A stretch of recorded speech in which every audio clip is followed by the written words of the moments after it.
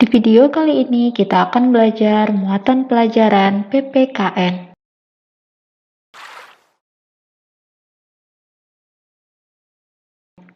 Menjelaskan aturan ketika berada di tempat wisata. Di tempat wisata terdapat sebuah aturan. Kita harus mentaati aturan yang ada di tempat wisata. Contoh aturan di tempat umum. Yang pertama, selalu menjaga kebersihan. Yang kedua, mengantri saat sedang membeli karcis. Contoh aturan di tempat umum sama halnya dengan aturan ketika berada di rumah.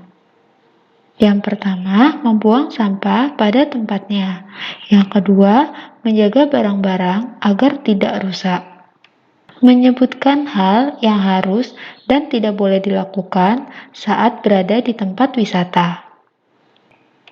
Contoh hal yang harus dilakukan saat berada di tempat wisata.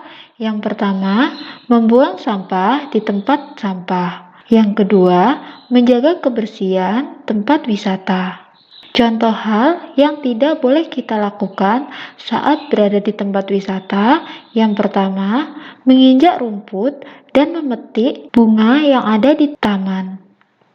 Yang kedua, membuang sampah di sembarang tempat.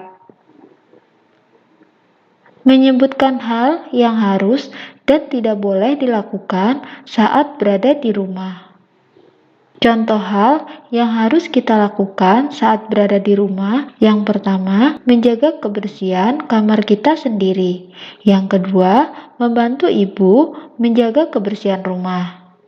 Contoh hal yang tidak boleh kita lakukan saat berada di rumah. Yang pertama, tidur hingga larut malam. Yang kedua, membuang sampah di sembarang tempat. Menyebutkan manfaat mematuhi dan tidak mematuhi aturan ketika berada di tempat wisata. Manfaat mematuhi aturan di tempat wisata. Yang pertama, antrian pengunjung menjadi lebih teratur. Yang kedua, menjaga keselamatan dan kenyamanan antar pengunjung. Yang ketiga, lingkungan menjadi bersih dan nyaman. Manfaat tidak mematuhi aturan ketika berada di tempat wisata. Yang pertama, antrian menjadi tidak teratur. Yang kedua, lingkungan menjadi tidak nyaman.